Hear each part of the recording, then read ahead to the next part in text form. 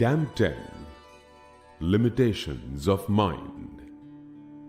Our whole life is a continuous yoga.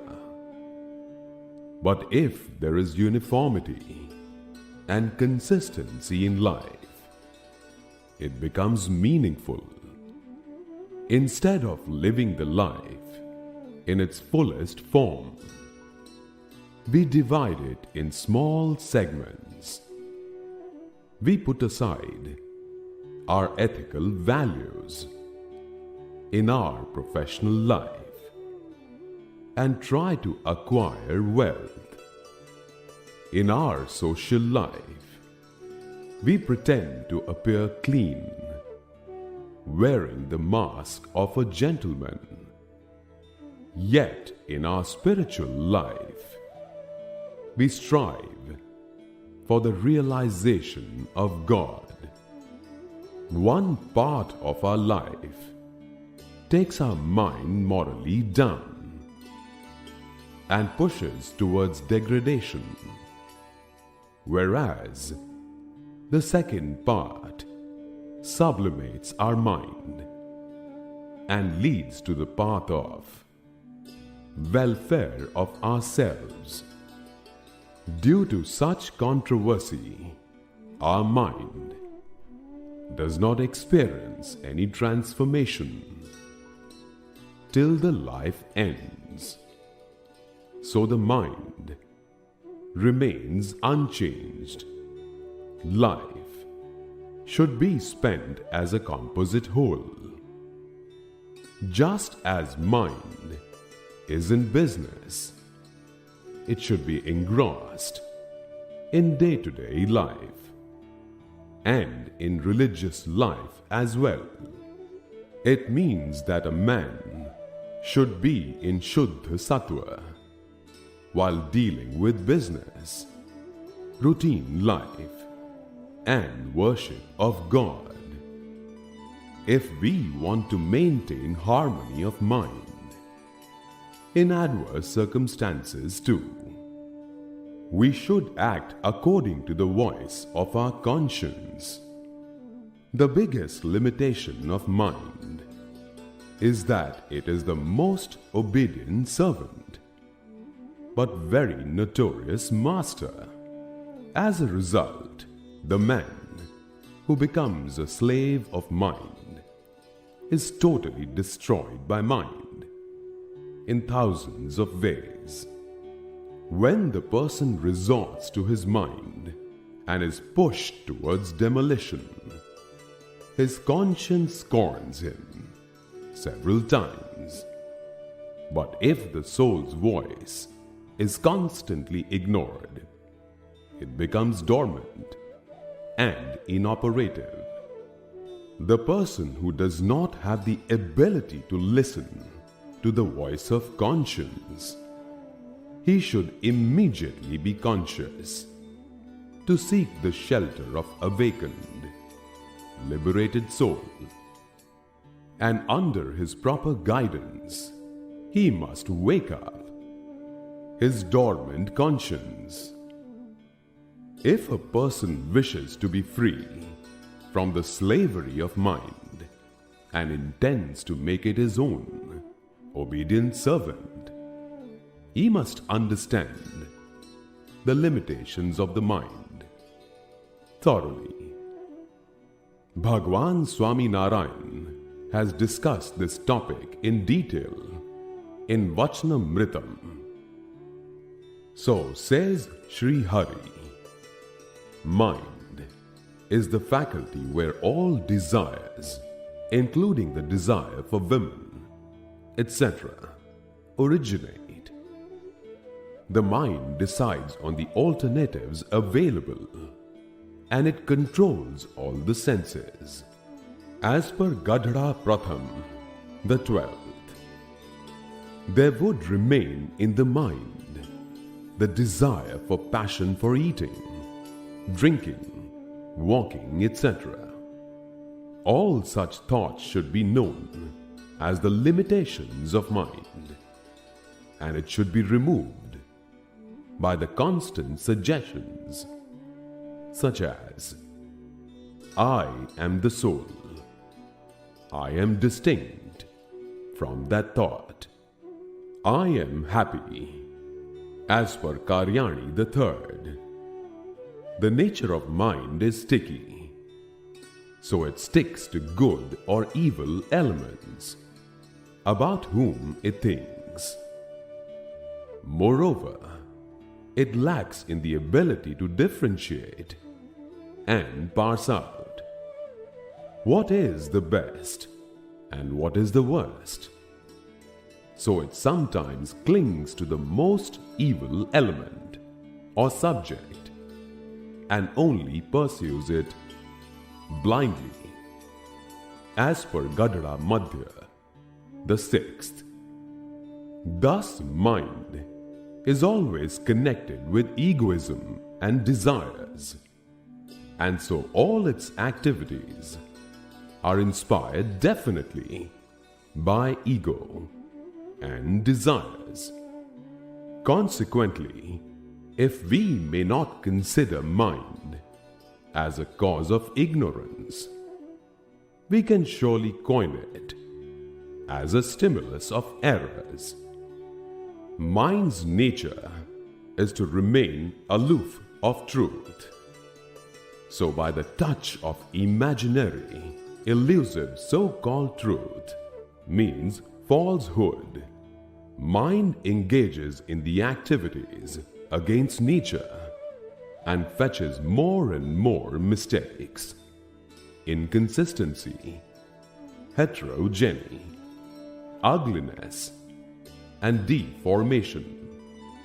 If this limitation of the mind and fault are to be converted into a virtue and are to be used into the attempts of achieving God, the senses should be kept under control.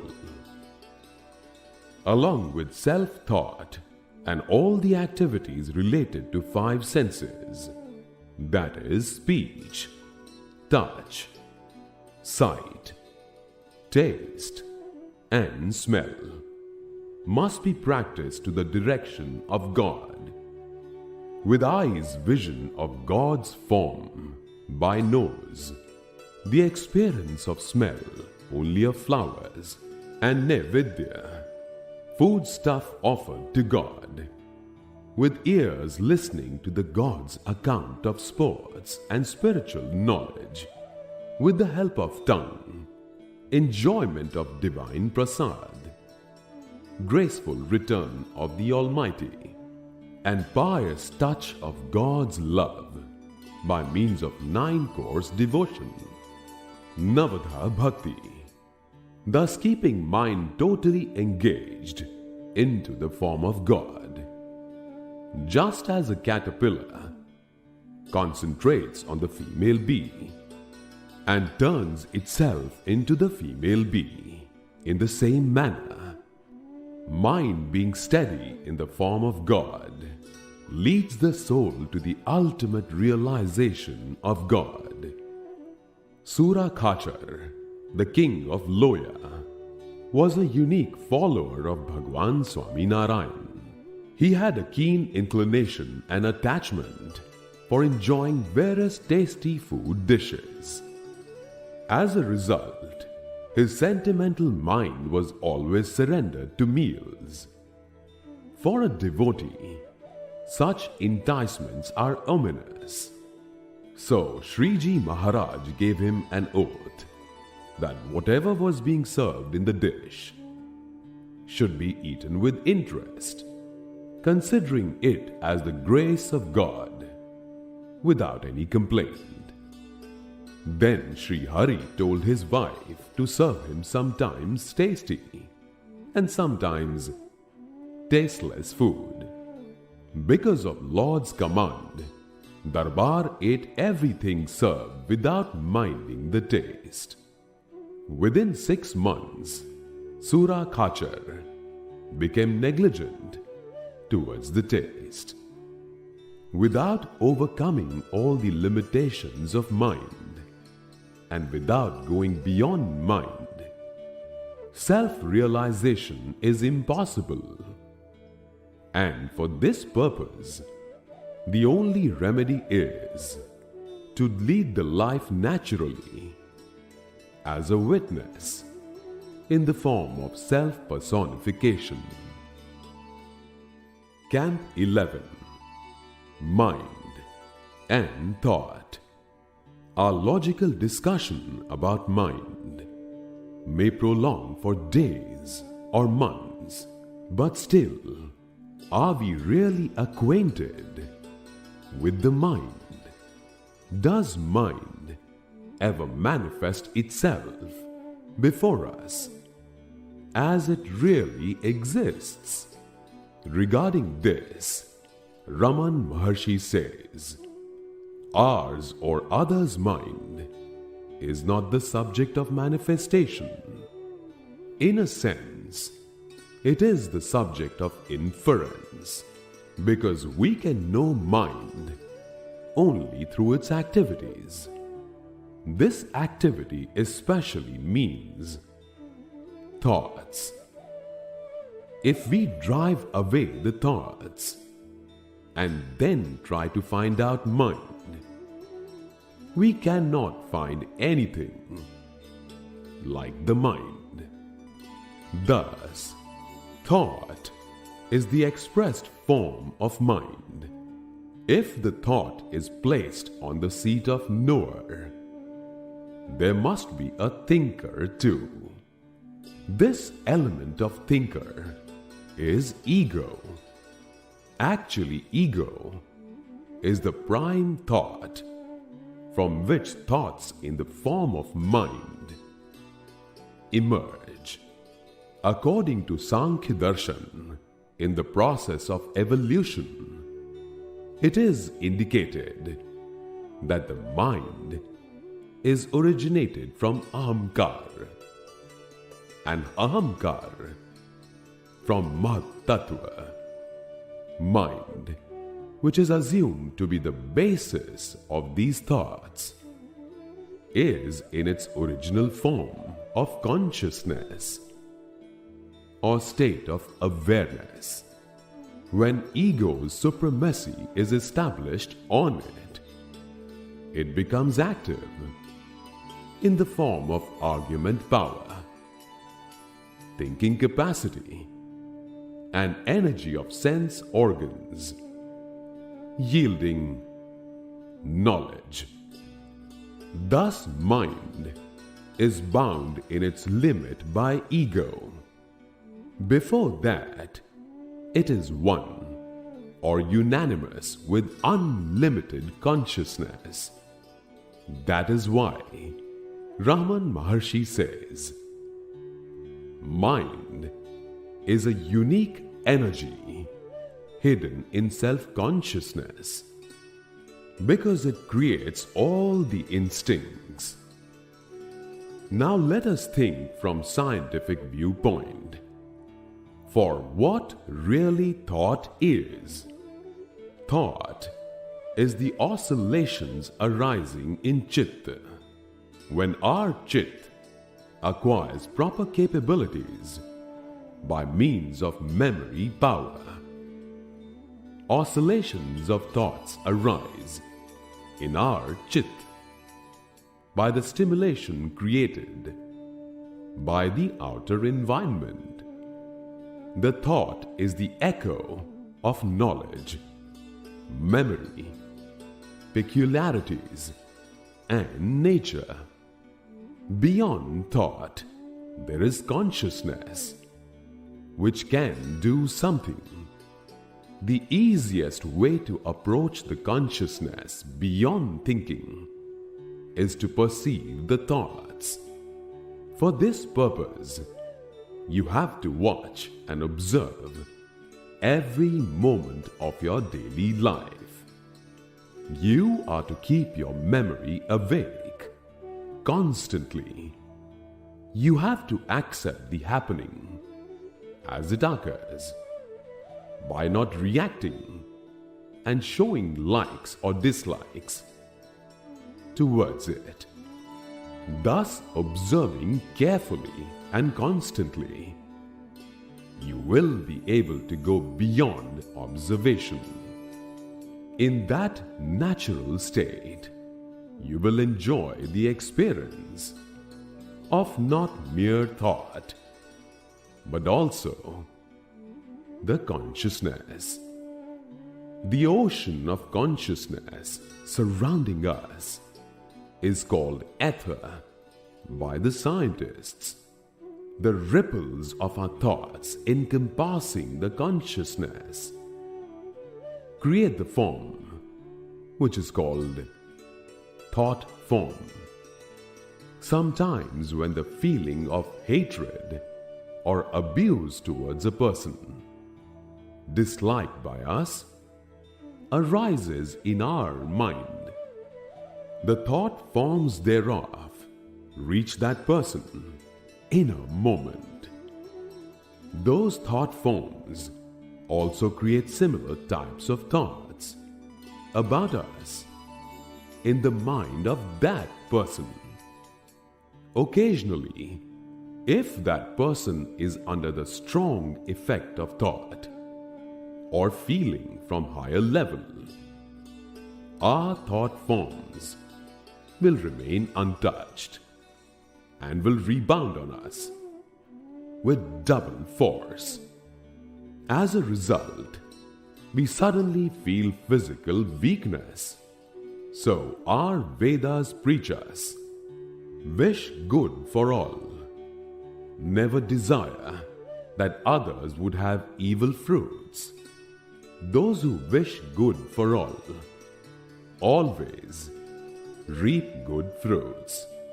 In this prayer, the underlying meaning of one's own well-being is inherited. Sarve sukhina santu, sarve santu niramayaha. When we remember someone, he happens to come there, we spontaneously tell him, "You have a long life to live.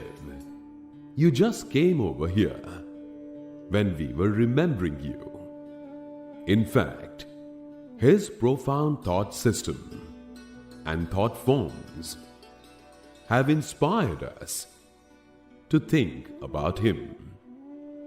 The person whose consciousness is more lively, his thought forms are also very powerful, and such individuals really lead a long life.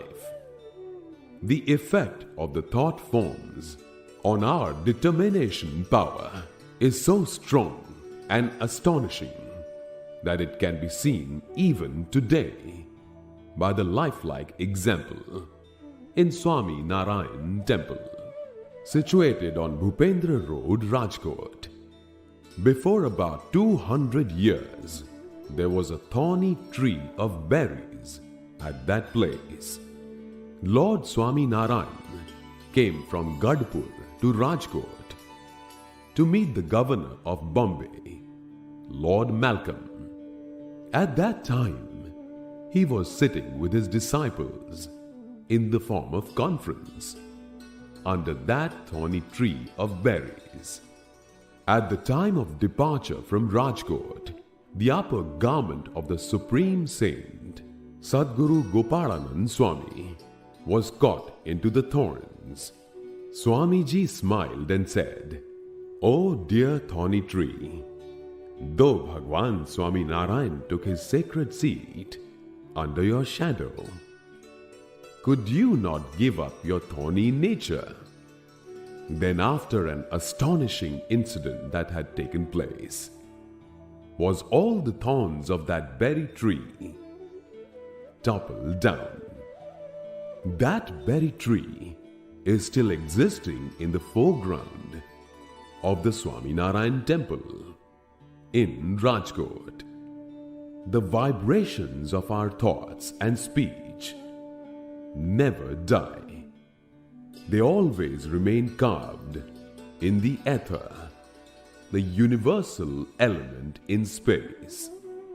After knowing the huge capacity of thought, we will never use it in a wrong way. Thought is like a knife with the help of which we can do constructive work like cutting vegetables, and prohibitive tasks like murder. This vast elusive network of thought forms is only created by us. How to use it is at our disposal. So one of the well-known poet has written that life is like a cup of drink. Let it bedew your hands. To break or save this boat is in your hands. Camp 12. The control of mind. Our mind is active and brisk like a monkey. Monkey's mischief will be terribly increased if it is overdrunk. Besides that, if a scorpion bites it, its hyperactive nature crosses all its limits. We satiate our monkey-like mind with the wine of desires and cravings. In addition to this, a scorpion, in the disguise of jealousy, stings. To control our such mad mind, which has reached the climax of hyperactive smartness, is extremely difficult. In the text of Srimad Bhagavad Gita, Arjuna asks Lord Shri Krishna, "O great Krishna, mind is shaky, pain-giving, powerful, and obstinate. So to get control over mind seems to me as difficult as to control wind." As per the 6th chapter of Srimad Bhagavad Gita, Shloka 34. The question of Arjuna is also the interim question for all of us. Day by day, new desires in bundles push a man's mind towards the skirts of hyperactiveness. The answer to this question given by Lord Shri Krishna is also enjoyable by laymen. Shri Krishna says, "O Arjuna, mind is undoubtedly hyperactive, shaky, and very difficult to control. But by means of study and non-attachment, vairagya, control of mind is feasible." As per the 6th chapter of Srimad Bhagavad Gita, Shloka 35, the answer of Lord Shri Krishna is optimistic. The control of mind is very difficult, but not impossible. When Lord Narasimha manifested out of the pole and protected Prahlad, Prahladji said, "O Lord, you have saved my life by protecting my body, but I do not believe it, my protection in true sense, because this body is subject to perish at any time. It is my earnest prayer that please protect me from internal enemies such as passion, anger, avarice, attachment, jealousy, etc. That will be my real protection." This prayer of Prahladji's must be the eternal prayer of every aspirant. If our prayer has originated from the innermost of our hearts, God will definitely heed it. When the inner fours are won, our entry in the region of non-attachment becomes definite. Bhagwan Swaminarayan has defined non-attachment in the text of Shiksha Patri. Non-attachment to all objects of the senses except to God is Vairagya, renunciation.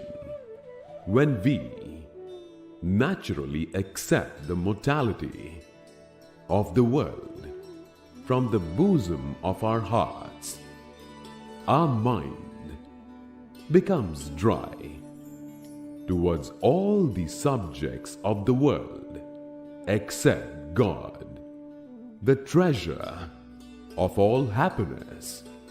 Turbulent topsy-turviness in our physical, mental, economic, and social circumstances sometimes leads us to renunciation.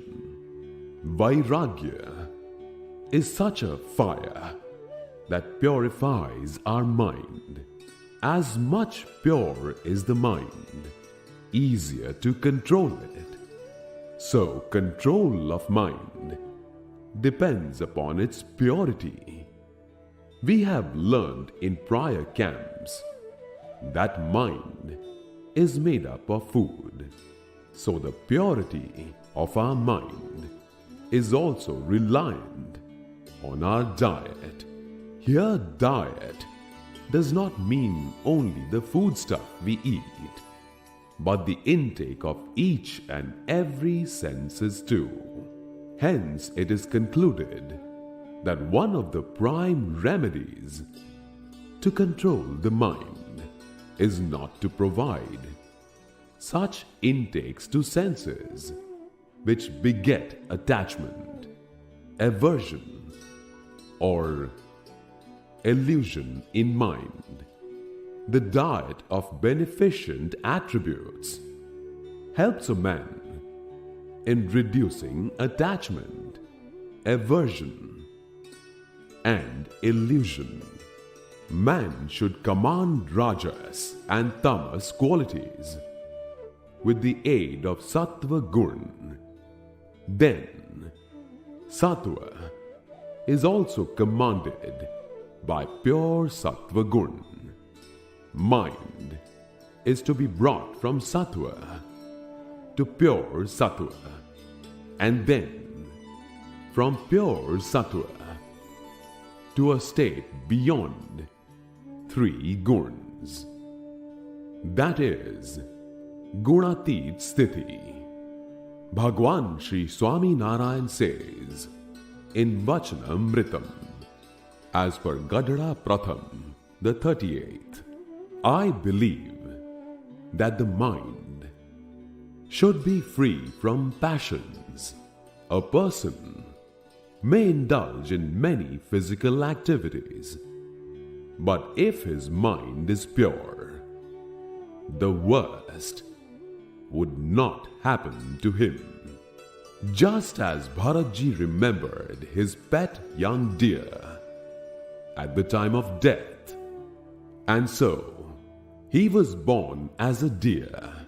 This happened despite the fact that Lord Rishabhdev was his father. So it is my principle that one should be mentally free from desires, and those who are householders may deal in worldly affairs physically, but like saints, they should be free from desires. A king like Janak ruled as he had not truly renounced all, and yet his mind was as noble as that of a master yogi. So mental renunciation alone is worthy to be practiced.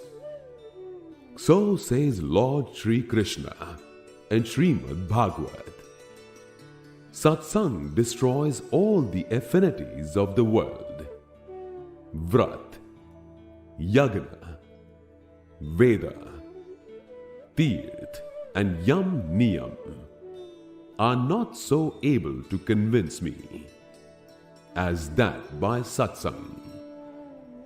Holy fellowship or satsang makes the control of mind easier. Moreover, Bhagwan Sri Swaminarayan says in Vachanamritam, as per Karyani the 12th, a person, however passionate, angry, avaricious, or lustful he may be, all his mental perversions would end if he listens to such an explanation with affection. For example, a person may have teeth strong enough to chew raw grams. If he eats raw mangoes, he would not be able to chew even cooked rice. In the same way, a person may be very lustful, but if he listens to such discourse with faith in God, he would not be able to enjoy the worldly pleasures. He may languish the body through observance of hard vows like Tapta Krucha Chandrayana, etc. But even then, his mind would not be as free as it would be through listening to the narrations about God. Listening and contemplation to the spiritual scriptures with faith is a crucial instrument for the control of mind. The scriptures on yoga insist that the persons pursuing control of mind must study Yam and Niyam. Yam comprises 5 virtues: Ahimsa, Satya, Asteya, Brahmacharya, and Aparigraha. The devotees of Lord Swaminarayan call them Panch Vartaman, or 5 precepts. Once a devotee named Harji Thakur asked Lord Sri Swaminarayan, "O God, how can Nishkam Vartaman or celibacy be made more strong?" To achieve this, Shriji Maharaj pointed out 3 types of remedies. The first one is to get complete command over mind. Now showing how to command over mind, Sri Hari said, one should constantly ponder over that I am a soul, not merely this physical body. Secondly, to engage the mind in Navadha Bhakti, 9-fold devotion of God. That is, listening to the narrations of God, etc. Not to let the mind be free from the pious activities, even for a moment. Just as a man who had command over a ghost, when he did not award any job to it, it would be ready to devour him. In the same manner, the mind is like a ghost. When it is not concentrated to the devotion of God, it would forge plans for irreligious activities. In that case, it can be said that the ghost has been prepared to devour the man. So mind should be kept engaged constantly in the worship of God. That is, listening, narrations of God, and recitation of devotional songs, etc.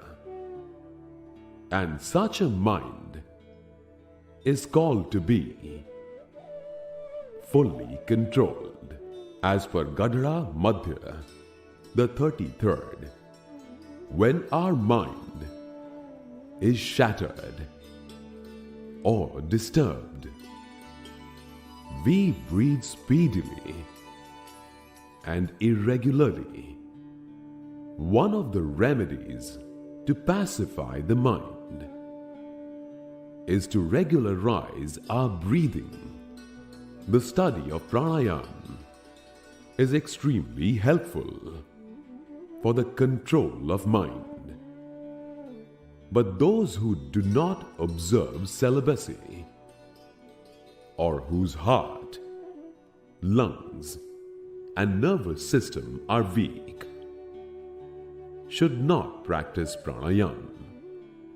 The most effective means of controlling mind is meditation upon the God. But for that purpose, proper practice of discriminative power is required. In this regard, Lord Swaminarayan says, when sattva gun prevails, one should meditate upon the form of God. And when tamo gun prevails, there would be no proper thinking, and mind would be quite dull. So meditation should not be practiced with such a mind. When Rajo Gun prevails, there would spring up many thoughts and desires. So meditation should not be practiced at that time. As per Gadhara Pratham, the 32nd, once an old aspirant approached our beloved Guruji, Anadi Muktaraj, Param Puj Shri Narayan Bhai, and asked, Bhai, I earnestly desire to meditate, but my wavering mind never settles. So please guide me what to do. In this regard, Guru Varya told him with a mild smile, you should try to be in constant touch with God's remembrance, along with continuous recitation of Sri Hari all the while. Mind well that it is also a meditation itself. There would be hardly any easy and effective weapon except this to control the mind. If recitation is practiced for a longer time, mind would throw away all the former instinctive urges and passions by attaining its original, pure nature. Camp 13. Mind and Brain. Once in the assembly of Karan Satsang, when some friends were discussing spiritual matters. One devotee posed a question. If root cause for the origin of this physical body is mind, one question arises that in embryonic state, when fetus develops in sequence, it is found that brain develops in the 7th or 8th month, that is, in later stage. Why so? Such a question is raised to many people because this question is based on such misunderstanding that mind and brain are synonymous, means the same. In fact, mind and brain both are different entities. For worldly transaction, brain is an instrument of mind. Nothing more than this. As soon as the body dies, the brain ceases to exist. But still, mind remains active. Compared to mind, brain is very slow instrument. Mind sends figures on physical plane, and accordingly, brain gets instructions to act. As mind traces images, brain works. These images are coming out of the memory treasure of mind. Samskaras of infinite births are stored in that treasure, whereas in the center of physiological brain, the memory of this birth is preserved. It is said that at the time of death, on the basis of collected memories of whole life, the dying person can see the picturesque views of all the incidents. In a wink of an eye, it presents before the dying man whatever took place during his life. Then after, brain is perished. But before death, that memory is engraved in subconscious mind. As long as Jiva lives in the physical body, the memory of mind remains faint and feeble, because at that time the senses, being constantly active, send images all the time to brain due to reactions. After death, when brain demolishes, mind becomes highly active, and all the memories of innumerable births embedded in mind become live and fresh. According to modern medical science, there are 10 lakh of various nerves in the upper surface of the brain. A man can perform tremendous activities due to the interaction of informations by these nerves. These activities include even common sense of removing fly from the tip of nose to complicated manufacturing process of a supercomputer. Our brain is not less powerful than any extraordinary computer in any manner. This unique machine, made by nature, is matchless in the world. In the internal network of this machine, the microscopic details of the biological evolution of 20 lakh years have been preserved. Not only that, the seeds of the progress of 50,000 years old civilization are preserved in it.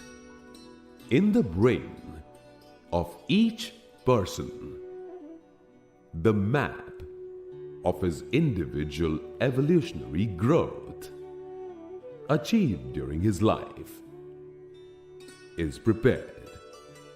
Brain is an organ made up of soft, semi-solid material. Its weight is 1300 grams in average. In the deep part of brain, a section named hippocampus, just like the shape of a second-day moon, is hidden. Some specific neurons have been assembled in this section. With the help of these cells, a process like coordination of memory takes place. Moreover, in almond-like amygdala, there is an amount of typical nerve cells which accumulates the feeling of fear.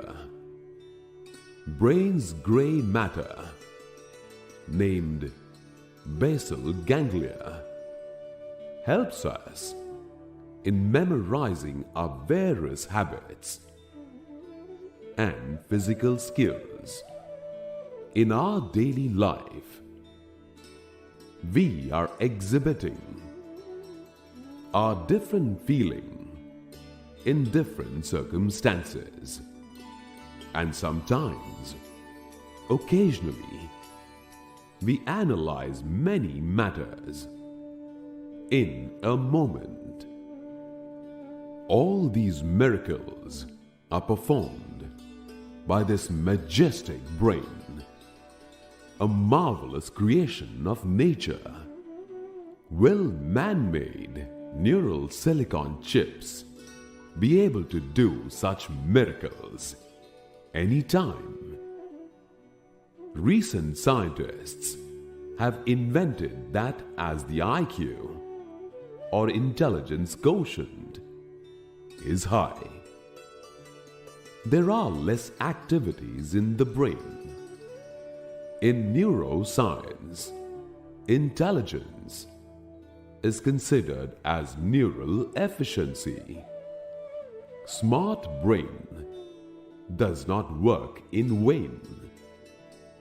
It achieves more results with minimum utilization of energy.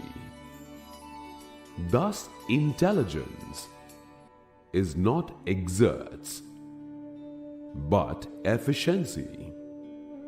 At present, scientists can observe the mental processes on the monitor screen with the help of MRI and PTI scan. Delgado, a physiologist, had performed a novel experiment. He brought a strong and ferocious Spanish bull on the ground with electrodes in its brain.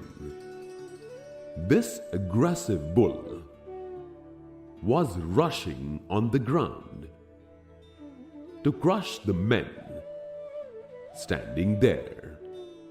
But when the scientists switched off the centers responsible for aggression by electrodes, the bull stopped suddenly and stood calm and quiet.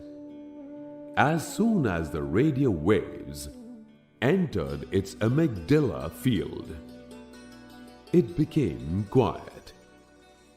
Modern science has proved that now it is not necessary to keep fierce and terrifying criminals behind the prison bars. At the time of parole, radio transmitters will be joined with their brain, which will transmit live telecast of brain activities. Police control room will note down his specific mental condition. As soon as any antisocial thought will be presumed, that will be repressed with the help of transmitters. Thus, many crimes will be prevented. But do we feel that by playing tricks with the brain, are not the scientists challenging the supremacy and secrecies of brain? The most stupid man of the world poses so many questions that even the wisest man cannot reply.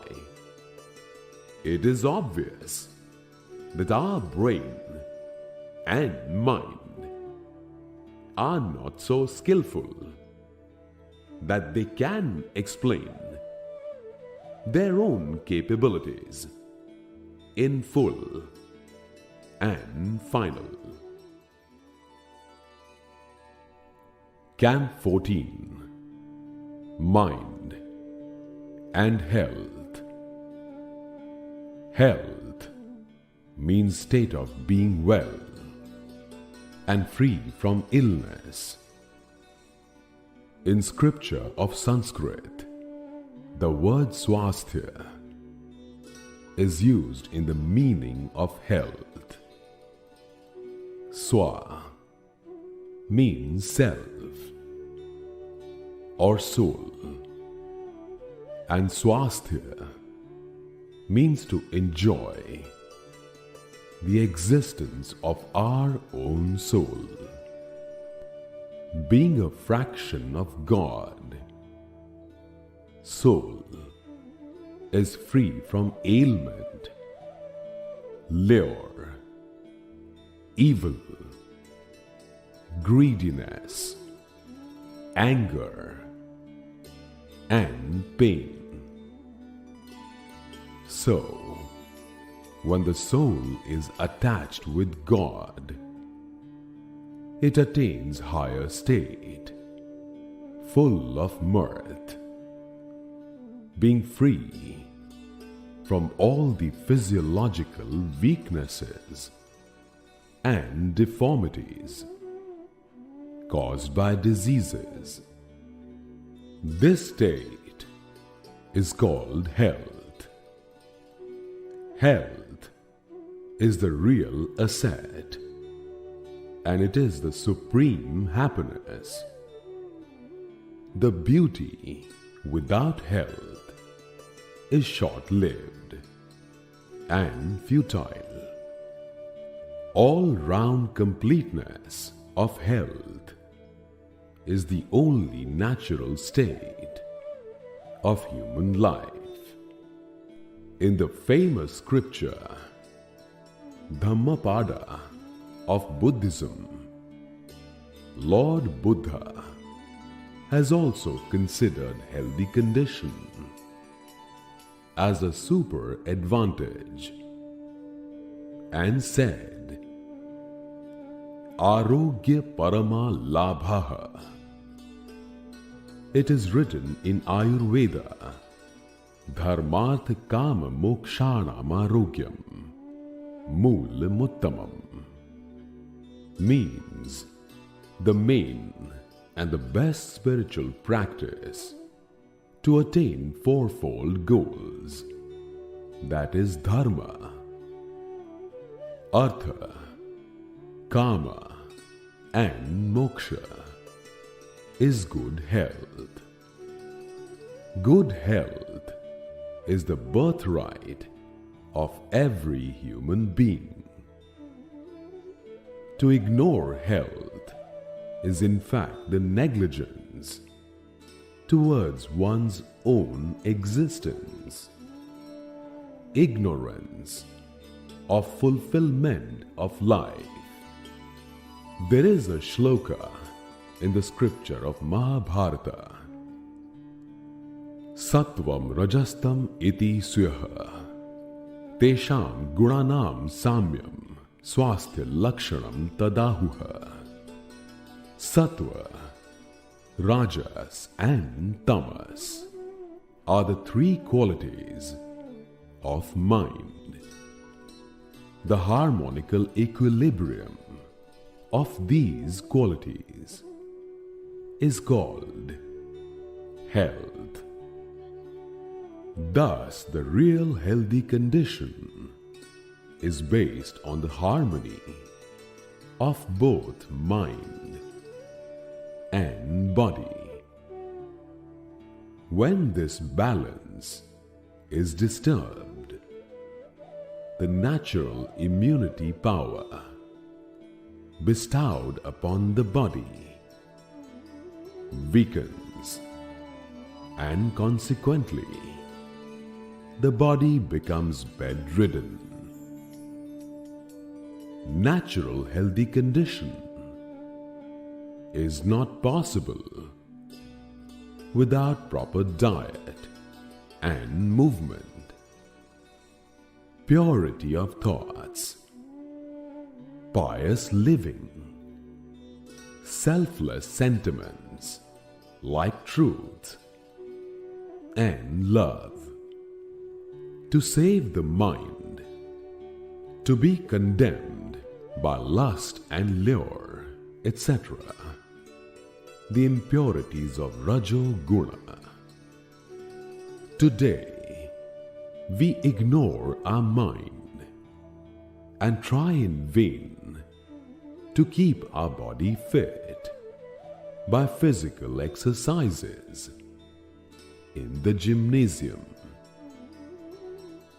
In the root of this act, there is an absence of proper understanding for health.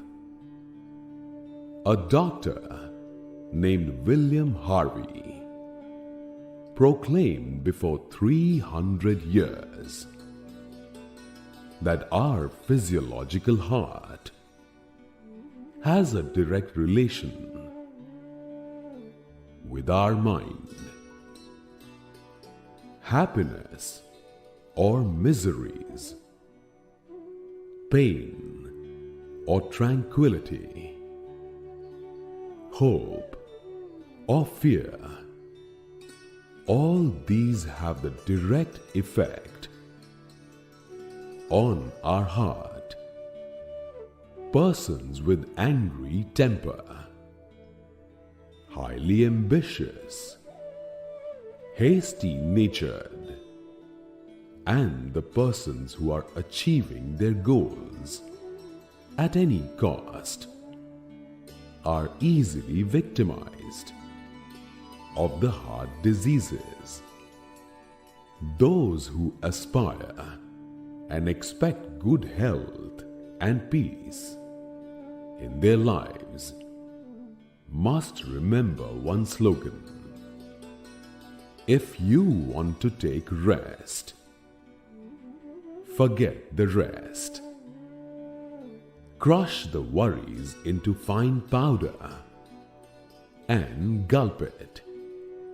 Alexel Carroll says, "The great matter is not to add years to your life, but to add life into your years.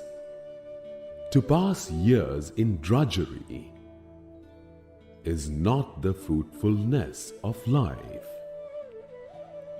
but life becomes fruitful only when we live every moment of life up to end with liveliness.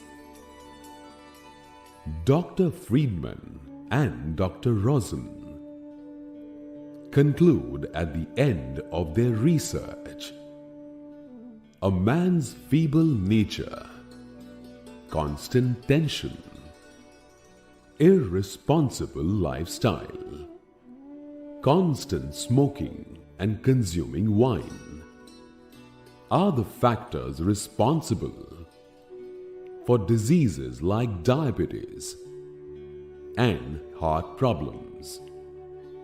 On the contrary, light-natured, contented, and teetotalers never become an easy victim of these kingly diseases.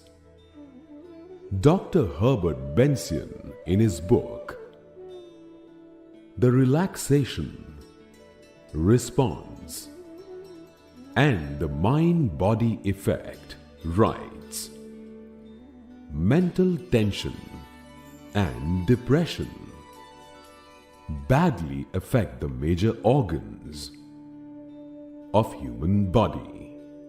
Also, in adverse situations arising in life, if positive attitudes like courage, hope, and patience are adopted in place of fear and tension, good consequences can be seen regarding health, not only for heart problems, but also for any serious diseases. Mental power plays a vital role. In allopathy, so far, it was taken for granted that most of the diseases were caused by germs. But nowadays, for having illness and for its recovery too, mental reasons are considered to be crucial.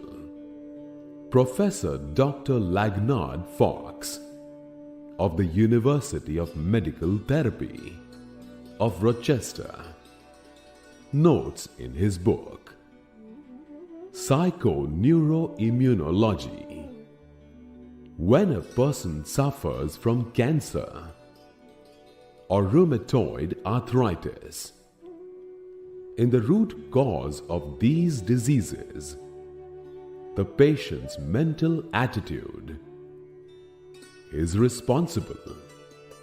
His resistance power is according to his mental tolerance.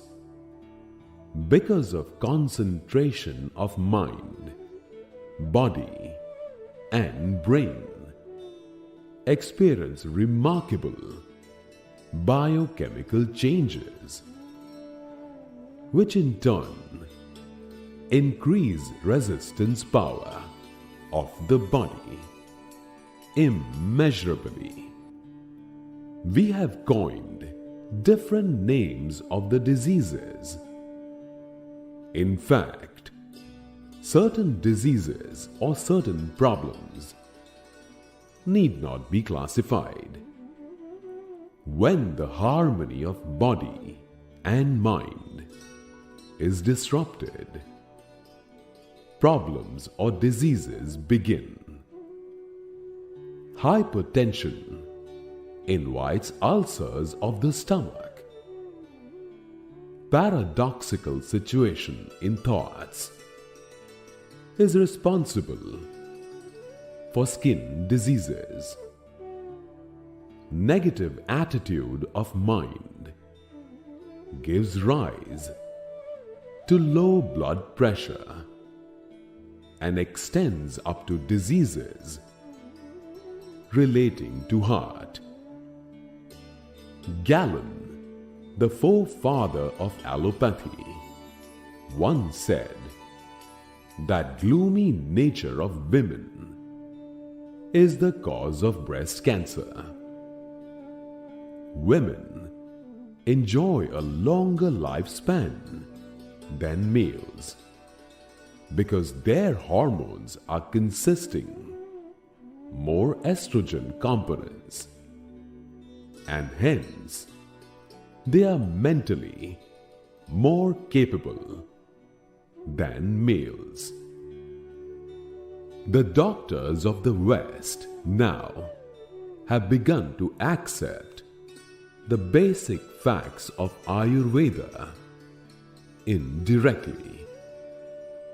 Ayurveda considers two fundamental elements for better health, out of which first comes appetite in the stomach. Appetite or Jatharagini means the form of God Vaishvanar, manifestation of the Supreme Entity. In Gita, Lord Krishna said that in every creature He Himself exists in the form of Vaishvanar Agni, or fire of appetite. One who save and preserve it and does not allow it to be mild can protect and maintain health. Second element is Vayu. Vayu is the only manifestation of life, cornerstone of life, prana too. According to Ayurveda, mind is Vayu and Vayu is mind. Both are synonymous. All the mental activities are being carried on by Vayu. The God of life of every living creature and the adopter of body is Vayu. Thus the appetite and Vayu are the only two regulating abilities of our body. So the base of our health is only these two elements. The great master of Ayurveda, Vagabhat, writes in Ashtang Hriday, the virtuous person whose mannerism, speech, and mind follow an easiness of cow, and those who act as they speak or think have their lifespan, sense organs, appetite, and character unshakable. According to the opinion of Ayurveda, for deformities do not occur in mind and body, and both of them live in natural state. Intelligent persons always resort to good combination, Sam Yog, giving up Ayog and Mithya Yog, and should not rely on the things absolutely opposite to their own nature. For instance, a person suffering from diseases caused by the imbalance of Vat element should be shifted to a hot region or in a climate comprising of high temperature.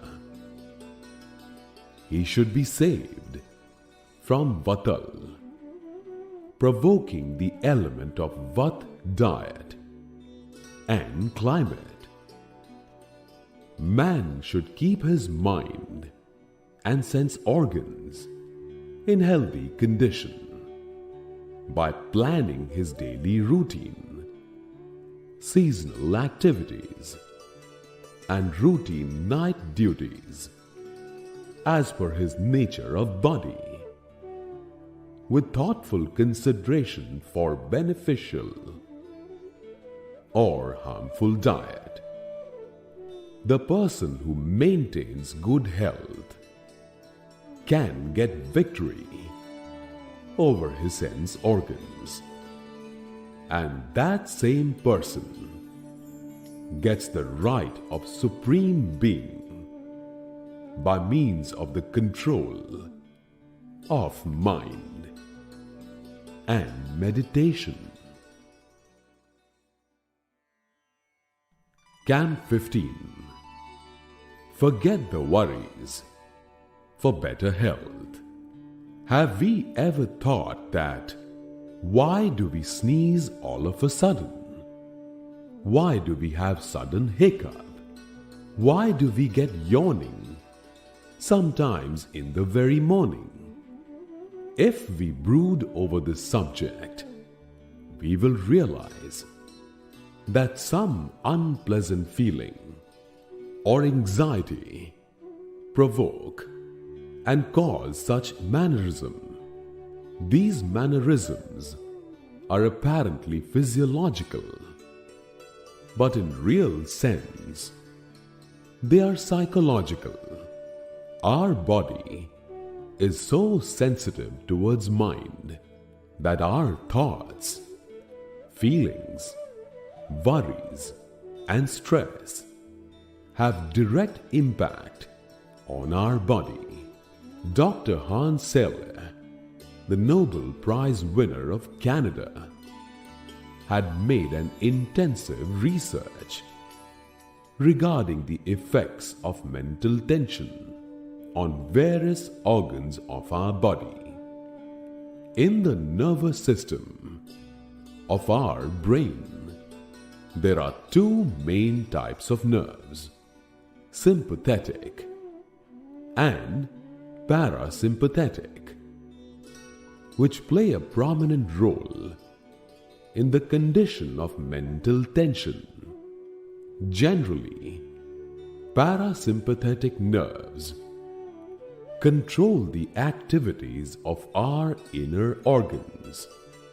But when tension increases, sympathetic nerves activate themselves and secrete the chemical compound named adrenaline.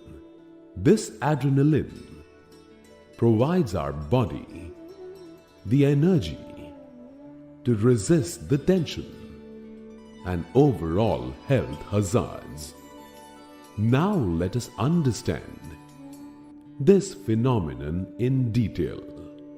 When we face some physical or mental health hazards in life, the emotions of fears and anxieties are created in our mind. However, the mental efficiency to face the calamities is different from person to person. The persons having extreme sensitivity and soft heart are afraid of even least difficult situations, whereas some people having stubborn hearts stand erect to face heart-rendering circumstances. In this regard, only your point of view towards life and mental attitude play an important part. The difficulty may be small or big, but when it stirs up your mental horizons. What and how their reflected responses on the body is to be studied hereinafter.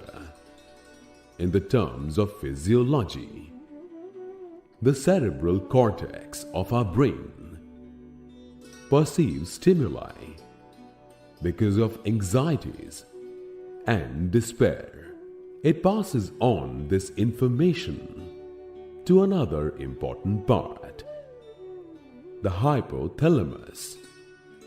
This in turn passes this message on to the pituitary gland.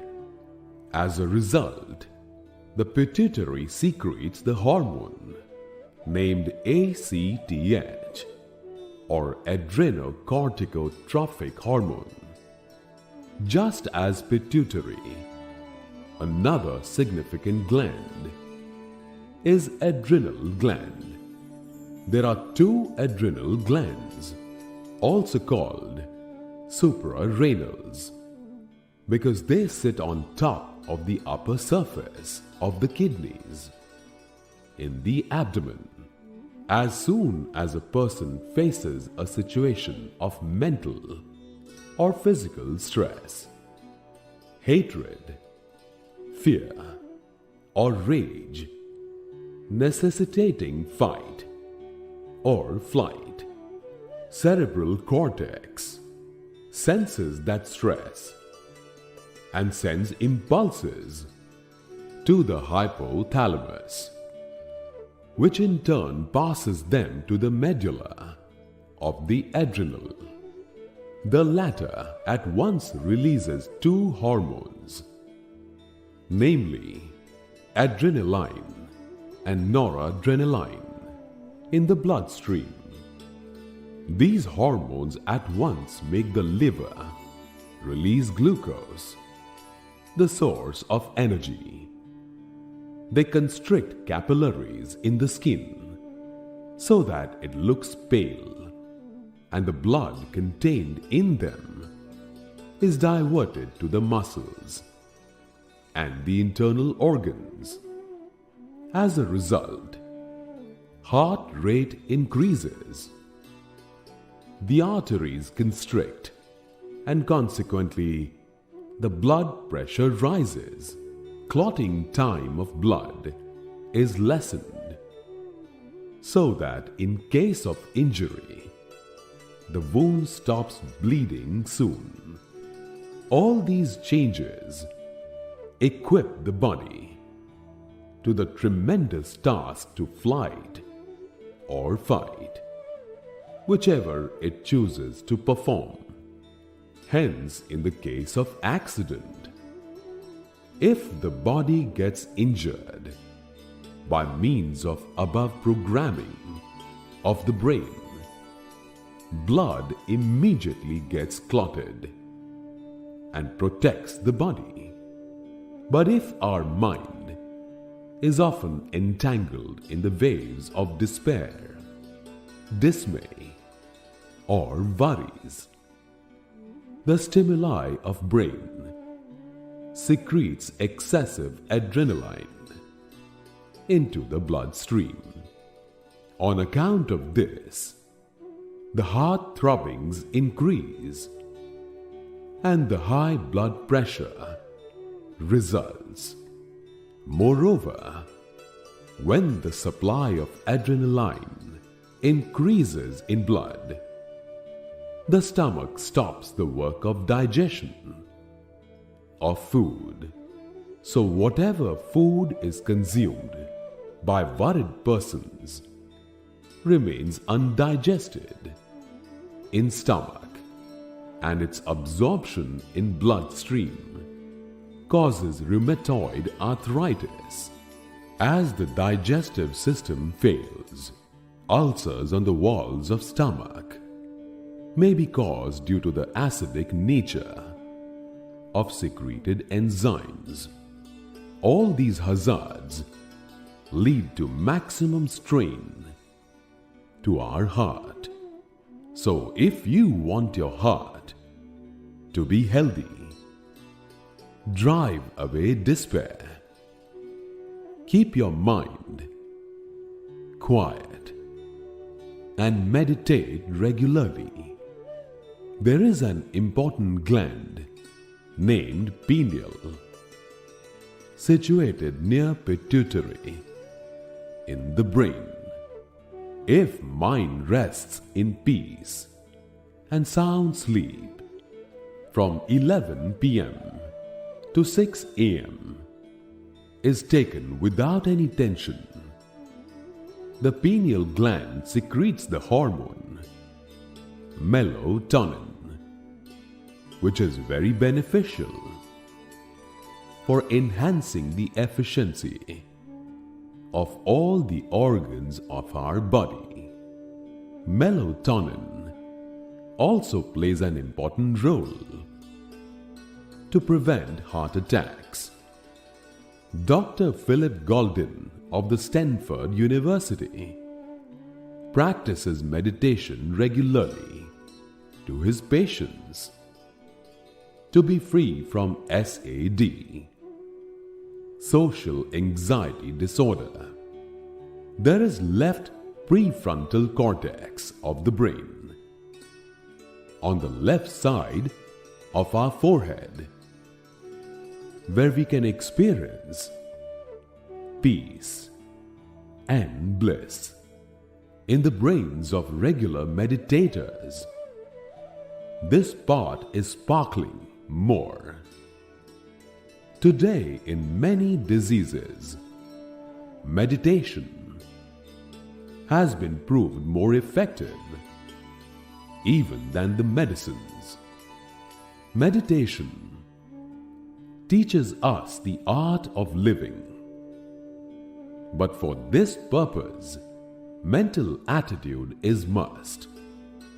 Because our mental attitude provides us the ability to think independently, though it is also not practical to advise a worried man to start meditation practice straight away, because it is quite necessary to prepare the mind out of negative level of despair, worries and gloominess to the positive world of zeal, joy and love.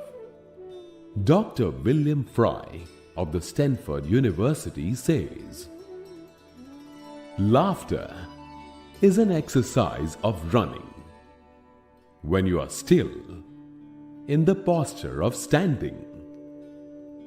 Like other exercises, laughter has an everlasting effect. By means of laughter, blood pressure can be normalized, and chronic headache is also cured. Dr. Jeffrey Goldstein writes, due to laughter, not only man's lifespan increases, but also beta endorphin secretes from the brain, which gives pain relieving effect. As a result, mental tension eases. In the right part of our brain, there is a center for laughter. If this part is stimulated by laughter, so many beneficial chemicals are produced by the brain, due to which most of the heart problems can be cured. Moreover, the body becomes well equipped for meditation. Camp 16. Sublimation of mind. In our holy scriptures, it is said that one who can overcome the 7 sheets, that is earth, water, fire, wind, space, ahamkar, and Mahat Tattva wins the race of God, the Supreme Being, by identifying himself with Brahmand, then how can these 7 sheaths be overcome? To understand the answer to this question in its proper perspective, a vast background is to be prepared.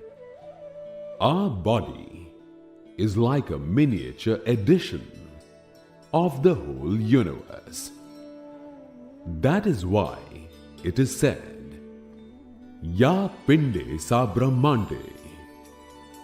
Bhagwan Swaminarayan says in Vachanamritam, the mechanism of the body is similar to that of the universe.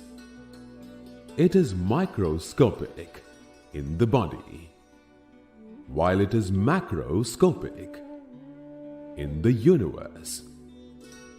The shape of the universe is the same as that of the body. There are nerves in the body, just as rivers in the universe. There is water in the cavity of stomach, just as oceans in the universe. The moon is positioned in the left lunar astral nerve, or Ida, and the sun in the right solar astral nerve, or Pingala, just as the moon and the sun are in the universe. Similarly, whatever is there in the body is also present in the universe.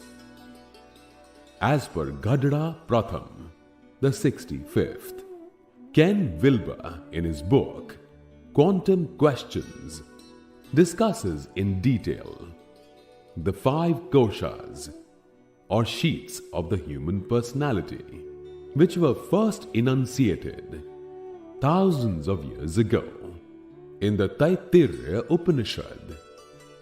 According to the Upanishadic sages, just as a whole universe consisting of 14 different lokas is enveloped by 7 above-mentioned sheets, our soul is also covered by 5 koshas, or sheets, that is, Anandamaya Kosha, physical body; Pranamaya Kosha, bioplasmic body; Manomaya Kosha, mental body; Vijnanamaya Kosha, intellectual body; Anandamaya Kosha, spiritual body. These sheets are not souls themselves, but they are just outer layers of the soul. Jiva, embodied soul, considers these koshas as soul and treats accordingly due to ignorance. Annamaya Kosha means our physical body. Its base is Anna, food, so it is called Annamaya Kosha. Pranamaya Kosha is just like the shape of physical body. It is also called etheric double or aura. Russian doctor Kirlian has developed the technique for taking photographs of aura. He has also made spectacles, namely Aurospec, to observe Pranamaya Kosha. We can visualize anybody's aura clearly by wearing these spectacles. Pranamaya Kosha is the supporting pillar of our sense organs. The person whose consciousness resides in his bioplasmic body has more interest in the pleasures pertaining to sense organs. Manomaya Kosha is finer and more subtle than Pranamaya Kosha. Its main organ is mind. The person who resides in mental body prefers mental enjoyment to physical pleasures.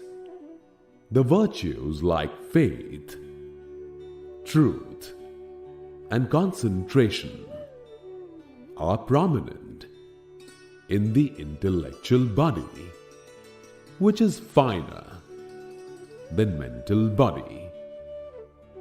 Manomaya and Vijnanamaya Kosha both together make the total form of Antahkarana. The fifth Anandamaya Kosha is the state of pure sattva, nearest to soul. One of the sources of energy in universe is sun, and another is moon. The sun and moon also represent in human body as Pingala and Ida Nadi. The word Nadi means stream. The concept of Nadis is based on the understanding that they are channels. Any channel through which anything flows is a Nadi. There are 14 principal Nadis. Of these, Ida, Pingala, and Sushumna are considered the most important. All Nadis are subordinate to Sushumna. Prana travels through Sushumna from the pelvic plexus to Brahmarandhra, which is situated in the interior of the cerebrospinal axis. The Hopi Indians, who are believed to be the oldest tribe in North America, compare the axis of the earth to the human spine. In the spinal cord, where Ida, Pingala, and Sushumna cross each other at 7 places, making knots. These knots are related to the 7 energy vortexes, radiating like multicolored suns along the axis of spine in our astral body.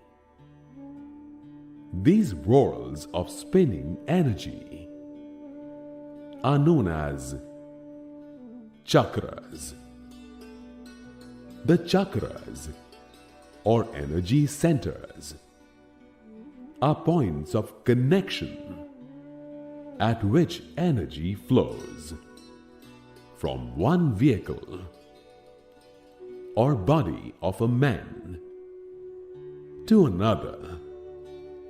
Anyone who possesses a slight degree of clairvoyance may easily see them in the etheric double, where they show themselves as saucer-like depressions or vortices. In its surface, there are 7 energy centers or chakras. as under Mooladhara Chakra, base center, Swadhishtan Chakra, spleen center, Manipura Chakra, navel center, Anahata Chakra, heart center, Vishuddha Chakra, throat center, Arjuna Chakra, brow center, Sahastrara Chakra, crown center. Mooladhara Chakra is situated at the base of the spine. It represents the manifestation of the individual consciousness into human form. Meditation on the tip of the nose induces the beginnings of awareness, freedom from diseases, inspiration, vitality, understanding of inner purity, and softness in the voice and in the inner melody. The energy at this center is governed by whether you received unconditional love and affection as a child. If this center of yours is strong, you are grounded and comfortable in your body, and you feel the world like your home and can handle practical affairs with ease. Earth is the main element on this center. Above the base center and below the navel, Swadhishtan Chakra is situated. Its main element is water. This chakra relates to the desires for anything: friends, love, God. The energy at this center fires up those desires and gives you the enthusiasm to reach out to achieve your goals. It is also the center of physical strength. The third center, Manipura Chakra, is situated at solar plexus, above the navel. Its main element is fire. All the digestive organs except large intestine are located here, so it governs the digestion. If its motion is obstructed, fire element increases in the body, which results into diarrhea and recess. It also relates to self-esteem and self-worth. This is the center of gut-level intuition. The fourth Anahata Chakra is situated at the center of chest. Its main element is wind. The persons whose heart center is passive are supposed to be cruel and merciless. This center governs your ability to give and receive unconditional love and affection. When you experience loss, your heart center will remain open. But if you protect yourself from pain by putting up a wall, your heart energy will close down at the base of the neck in throat. Fifth, Vishuddha Chakra is situated. Its main element is space. This is the center of communication, creativity, an opening to spirituality. Speech and singing originates from here. Meditation on this center gives calmness, serenity, purity, a melodious voice, command of speech, ability to compose poetry, etc. The sixth, Arjuna Chakra, is situated between two eyebrows at the center of the forehead. Its main element is Ahamkara. This is about your openness to metaphysical knowledge. It relates to your higher intuition, from which all things are known. One who meditates on this center eradicates all his sins or impurities and enters the seventh door, the seventh center. Sahastrara Chakra is situated on the top of the head. This is a place where our Chitta dwells. Upon the sixth center, the yogi may enter a trance in which activity and form still remains within the consciousness. In Sahastrara Chakra, the prana moves upwards and reaches the highest point. According to the scriptures of yoga, there is a place named Kand near Mooladhara Chakra where Kundalini dwells. It is compared with a serpent because while resting and sleeping, it lies coiled like a snake. Kundalini is an aspect of the eternal supreme consciousness, which is both with and without attributes. When the Kundalini is raised up to Sahastrara Chakra due to the sublimation of mind, the illusion of individual self is dissolved and the phenomenon of self-realization takes place.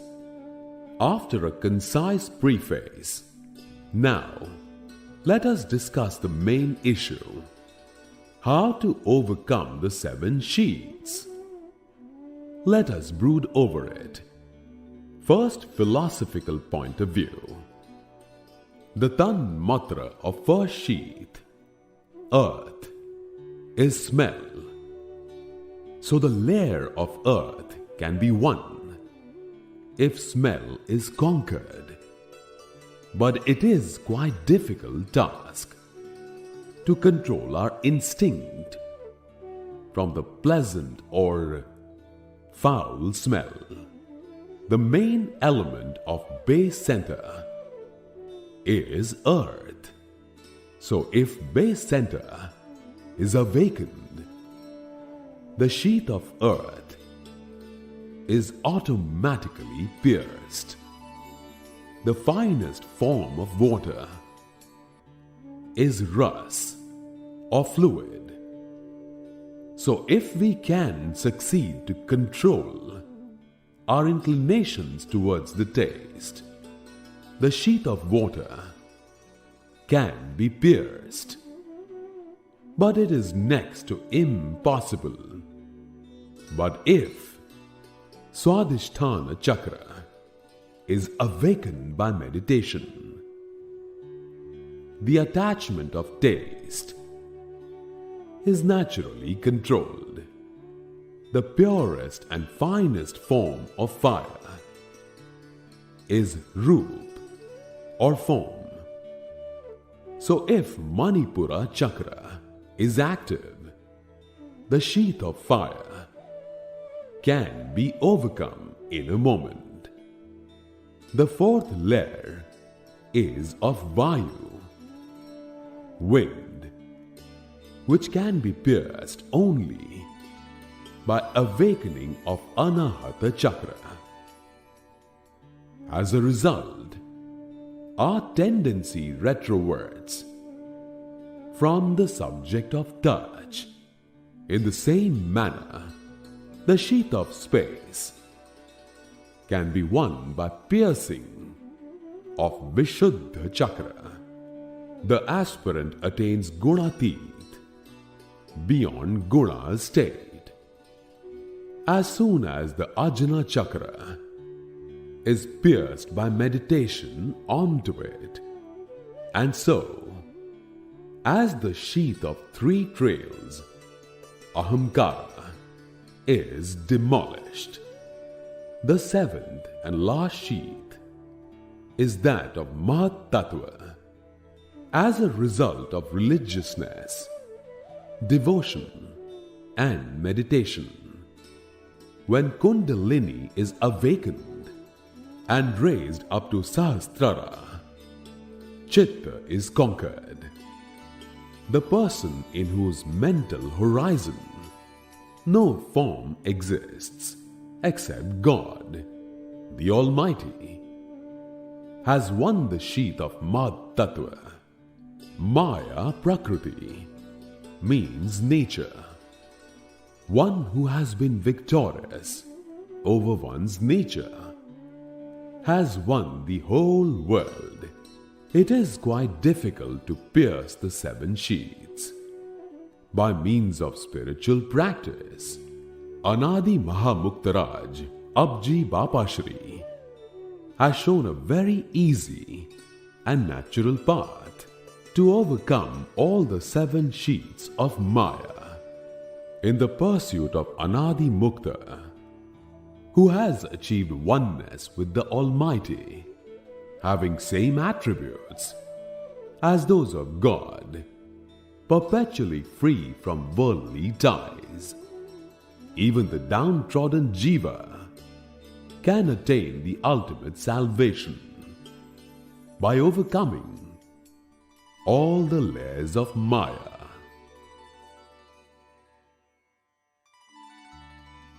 Camp 17. Meditation. The word meditation literally means to think, to brood, to contemplate, or to perceive. Meditation is not an activity which can be completed by allotting some time in life. In fact, to live an awakened life with full awareness is meditation. Swami Vivekananda writes in Raj Yoga by giving a common definition of meditation. When mind is cultivated to cling to any internal or external spot, it is energized just to flow towards that spot as a ceaseless, continuous stream. This condition is known as meditation. This state of meditation is the supreme condition of our existence. According to Patanjali's Yoga Sutras, In Eightfold Yoga, after 6 steps of yogic practice for yama or restraint, niyam or culture, asana, posture, pranayam, control of psychic prana, pratyahara, withdrawal of senses, dharana, fixed attention. On 7th step comes meditation. When mind is cultivated during above 6 practices, it naturally settles in the 7th state of meditation with ease. Meditation is as natural and easy as that of sleep. The only difference between the two is that after sleep, mind comes to the waking state without achieving anything. Whereas in meditation, it fetches some rare experience. To go beyond mind, some processes are required as a prefacial ground of meditation. As long as thoughts, desires, and bodily attachments exist, meditation is not accessible. Regarding this, Bhagwan Swaminarayan says in Vachanamritam, when Jiva, the observer, perceives the Antahakarana, the group of mind, intellect, subconscious mind, and ego, a devotee forgets his physical body and the objects of pleasure attached to it.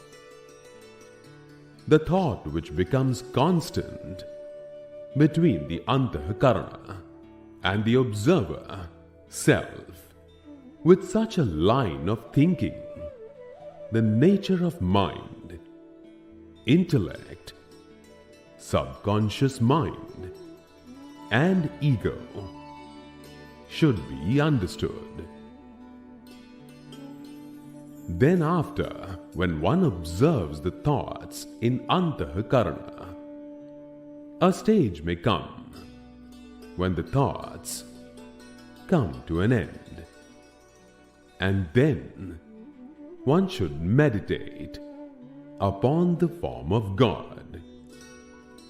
But as long as the thoughts and desires dominate, one should observe such thoughts and desires, but should not meditate, as per Sarangpur the 12th. Our consciousness generally manifests in the disguise of thoughts. It experiences as much oneness with each thought, whether it is of pleasure or of pain, that it feels the immediate experience of happiness or sorrow, as per the quality of relevant thought. We have to make our conscience free from the web of thoughts, for going beyond the feeling of mirth or miseries. It is the only easy way out, for that is to perceive the thoughts without any attachment. If the thoughts are observed with awareness, our passions, cravings, and desires are better understood. When we consciously observe our thoughts and instinctive urges, none of those tendencies or instincts are left to be so strong as to drag us with them.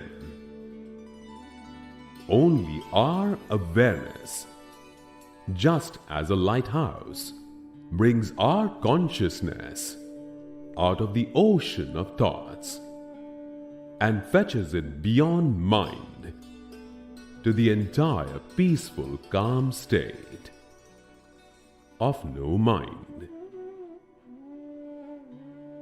Bhagwan Sri Swaminarayan has distinctly explained in Vachanamritam the intricate, subtle philosophy about how our mental emanation becomes steady in the form of God by means of meditation. According to the opinion of Lord Swaminarayan, in spite of being formless, the emanation of our eyes is physical and primarily full of earth element. So, as a result, when that emanation is kept steady in the form of God, it first appears to be yellow, like a thin string. Just as a spider knits its cobweb between two pillars, our emanation, becoming attached between Antahkarana and the form of God, like a spider, the emanation full of earth element transforms into water element, comprised of white in color. As meditation proceeds, this white emanation turns to red, full of fire element. When that emanation becomes full of Vayu, wind element, it seems blue. And lastly, when it becomes full of ether element, it appears black in color. Then after, when the emanation becomes nirgun, beyond three gunas, by dominating the importance of five elements, it seems to be very illuminating and turns into the form of God. As per Vachanamritam, the 8th shloka. Thus, when the mental emanation becomes nirgun by means of meditation, the soul visualizes the divine form of God. Then the existence of mind disappears, just as a caterpillar turns itself into a bee by meditating upon bee. The soul attains the form of God by meditating upon God. But he does not become God himself. In the continuation of this discussion, Bhagwan Swaminarayan talks in Vachanamritam, Gadhada Antim the 37th. In fact, only God is like God. No one else can even compare to him. Also, a devotee in the abode of God, who has attained attributes similar to God, also possesses a form similar to that of God. Nevertheless, that devotee is still a mukta, and God is, after all, Purushottam. Indeed, God is supreme amongst everyone. He is also their master. No one, however, can fathom the greatness of that God. He has a divine form, is Nirgun, and is worthy of being meditated upon.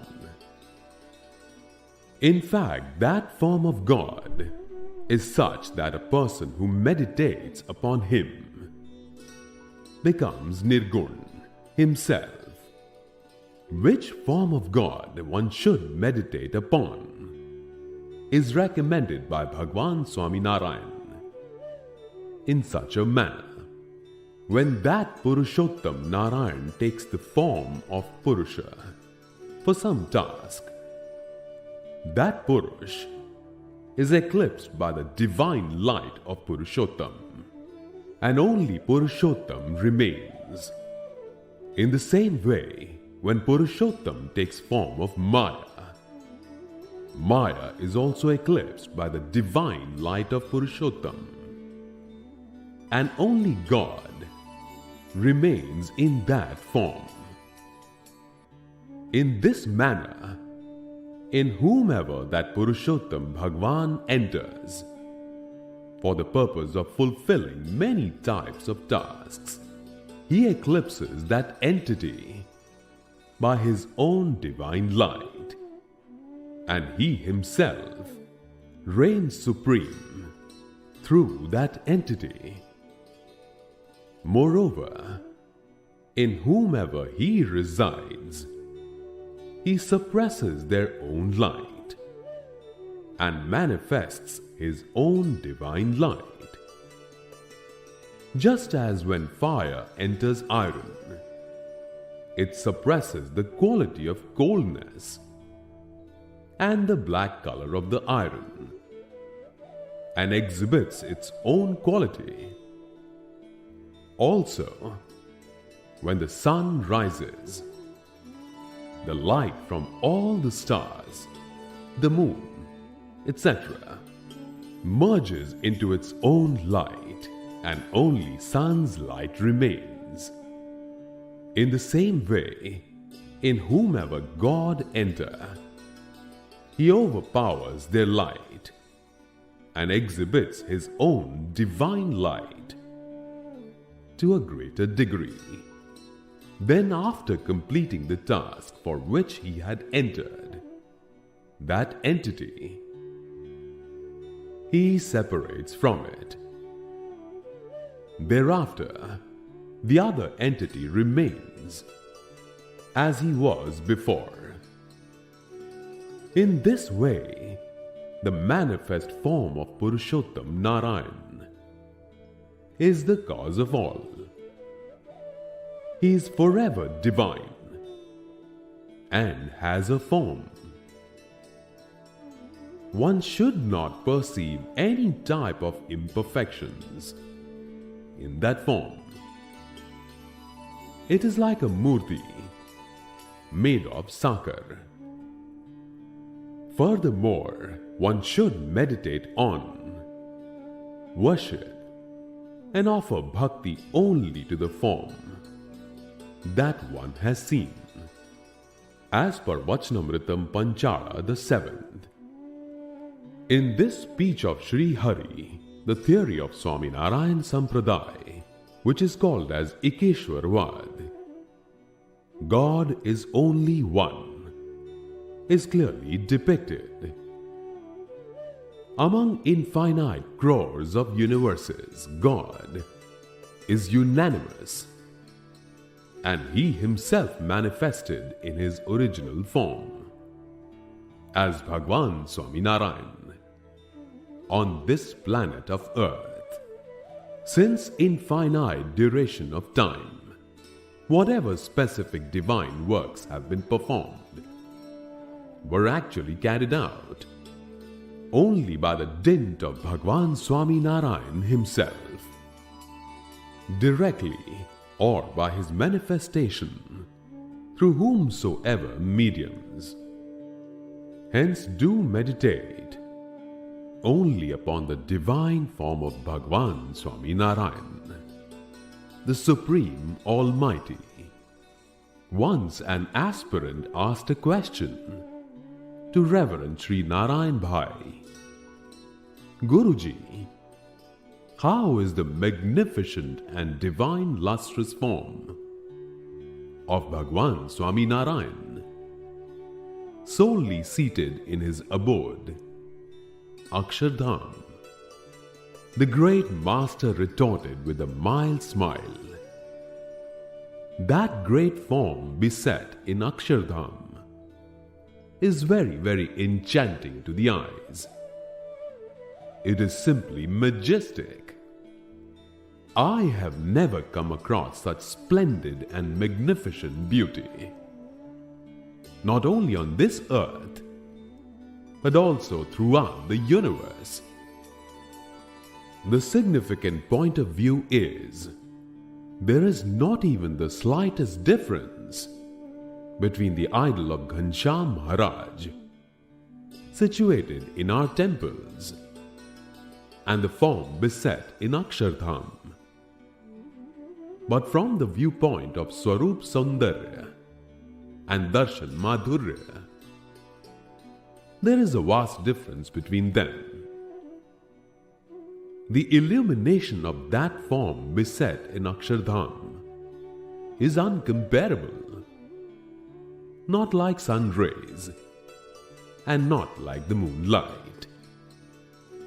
There is no color on the earth with which that elegant luster can be compared. That divine form has neither put on clothes nor is adorned with ornaments. Still, it is mind-blowing, pleasant, and delightful. None of the scenery or form in this world seems as beautiful as this enchanting form of God. I am visualizing that form even at this moment too.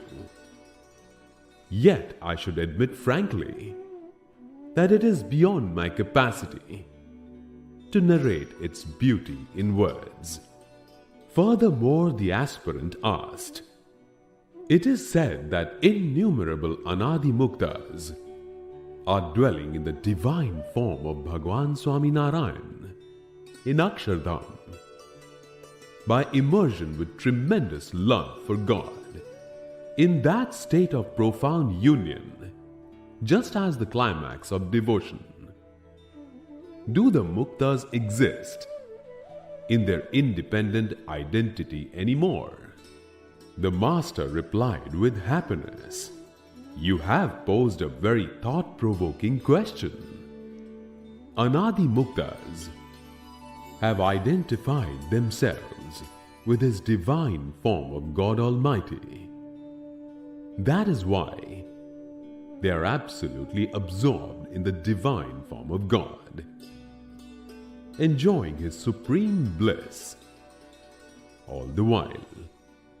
When Anadi Muktas enjoy his supreme bliss by personifying and merging themselves with God, the only difference between God and them is that God is the giver of mirth, and Muktas are the enjoyers.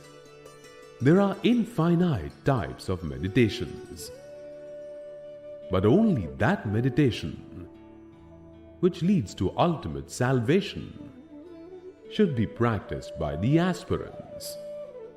Regarding this, the real exponent of the divine form of God, Abjibapa says, generally, all the devotees meditate upon the form of Bhagwan Swaminarayan by visualizing him in front of their eyes with bodily awareness.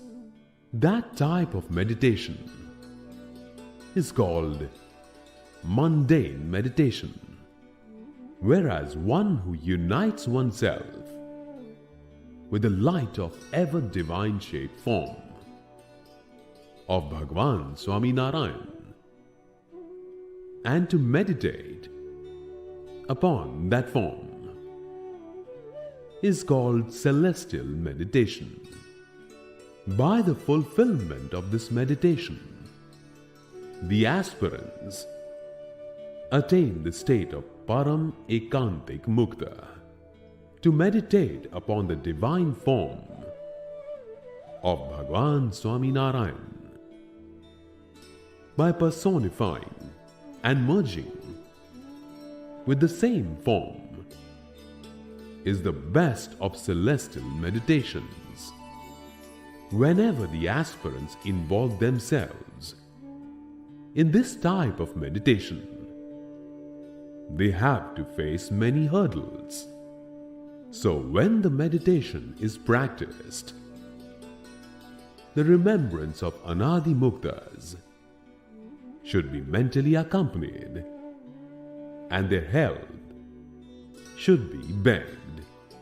In meditation, if one concentrates upon Bhagwan Swaminarayan along with Anadi Muktas, the great master, they definitely bestow their grace by fulfilling the spiritual practice and transforming the souls into the divine form of God.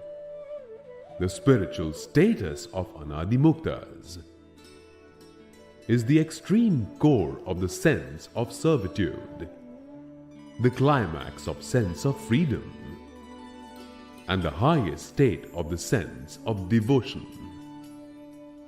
By love. Camp 18.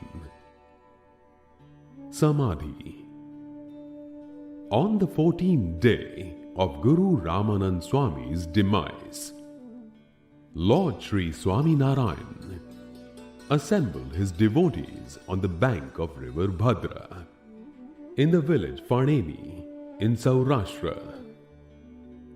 In that assembly, he initiated the chapter of Samadhi by granting Samadhi to a sage named Sheetal Das for the first time in the history of Swaminarayan sect. Thereupon, a phenomenon of Samadhi became a part and parcel of the proximity of Bhagwan Swaminarayan. By darshan, graceful touch or will of Shriji Maharaj, or even by the stepping sound of his chakri, the phenomenon of Samadhi began to happen.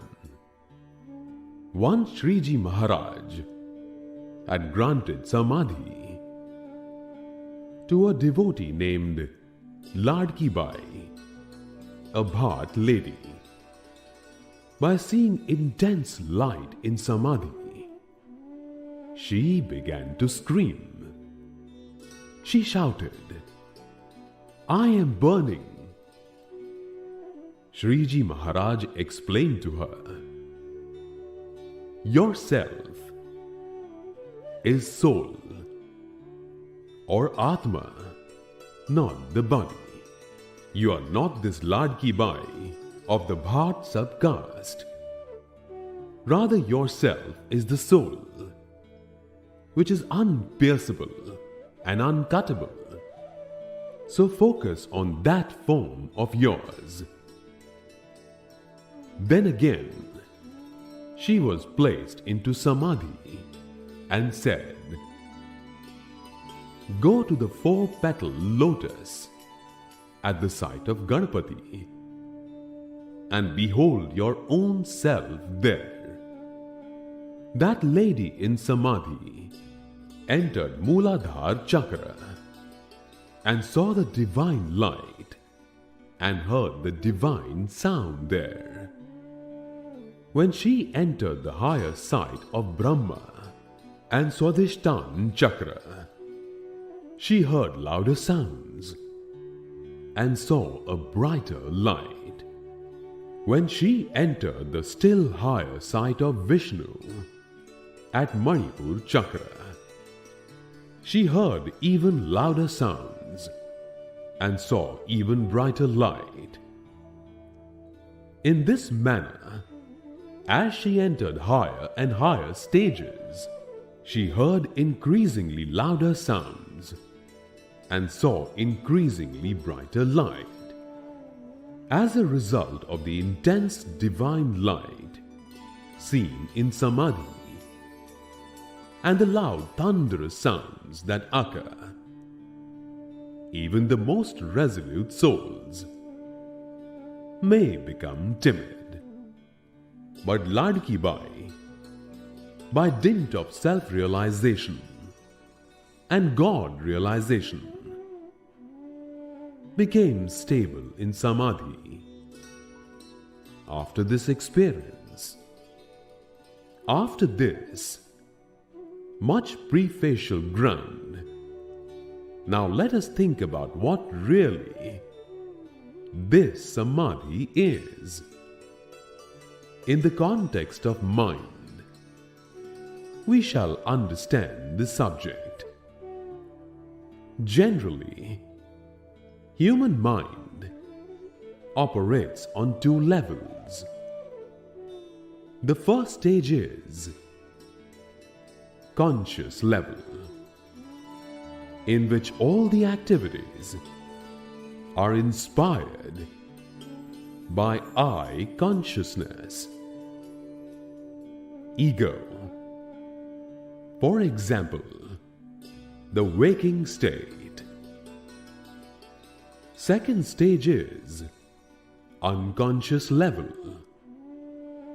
in which all that is being performed without I-ness. Example, during sleep, all the activities of the body are performed without I consciousness. There is one more level higher than these two levels, on which mind actively performs without I consciousness.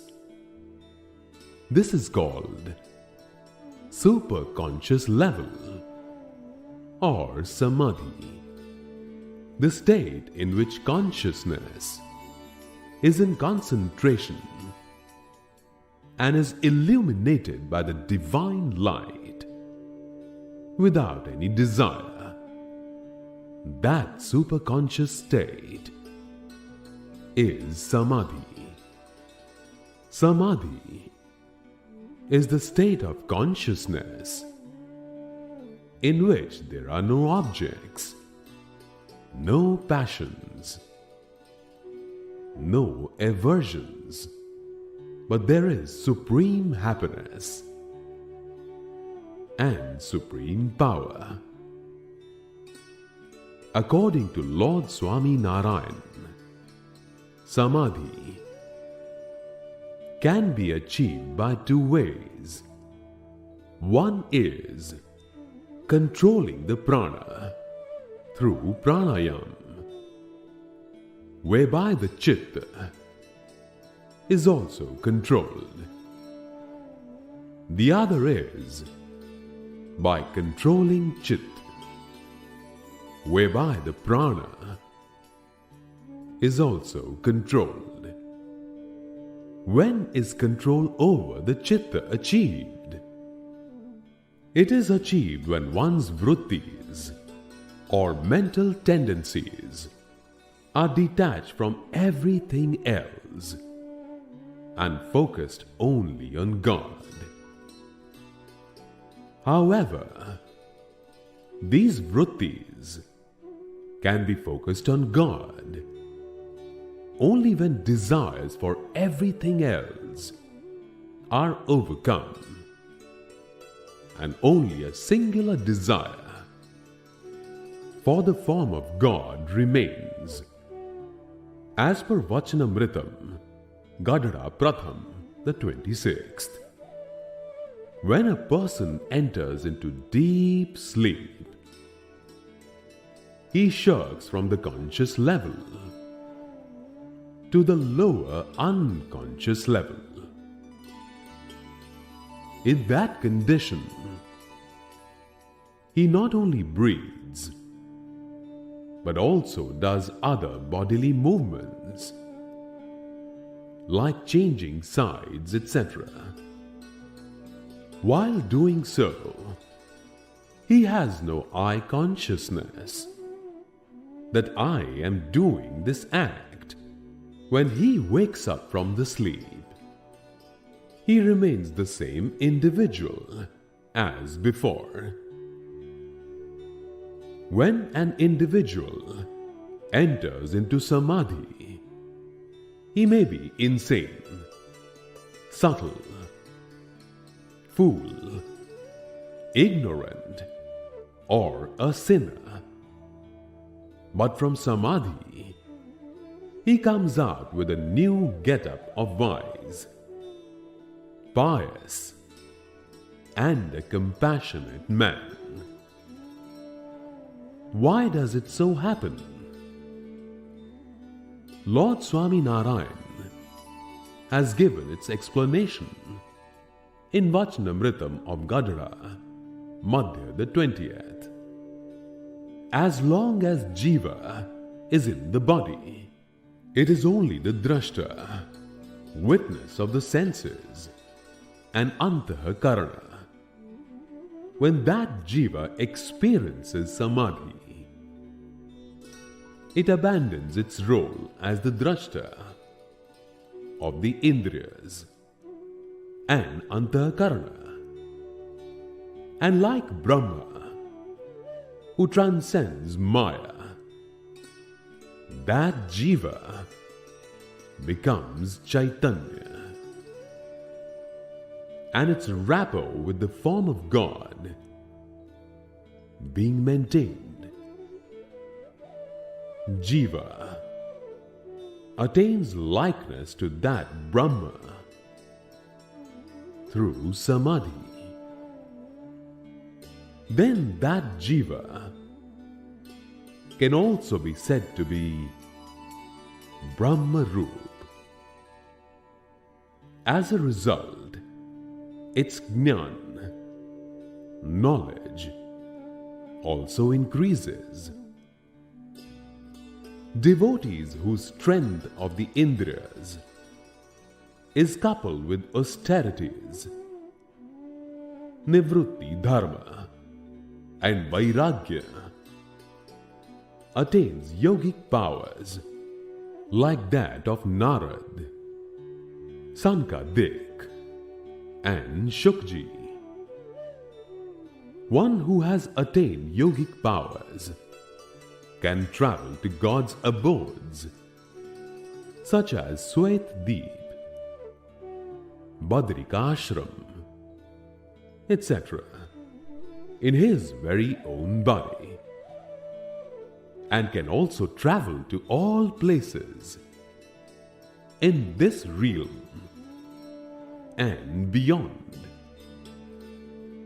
But for those who follow the path of pravrutti, only their jnana increases. Like King Janak, according to Ashtanga Yoga, there are two types of Samadhi. 1. Samprajnata Samadhi, and 2. Asamprajnata Samadhi.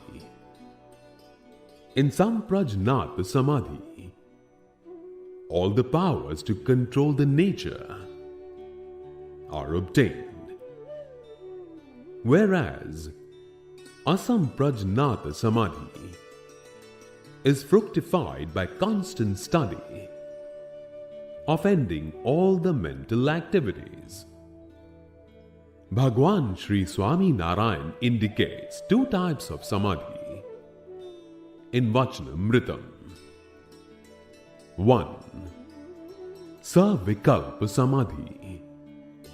2. Nirvikalpa Samadhi. If a person who has engrossed in the form of God does not have any impure desires, but does have some pure desires, for example,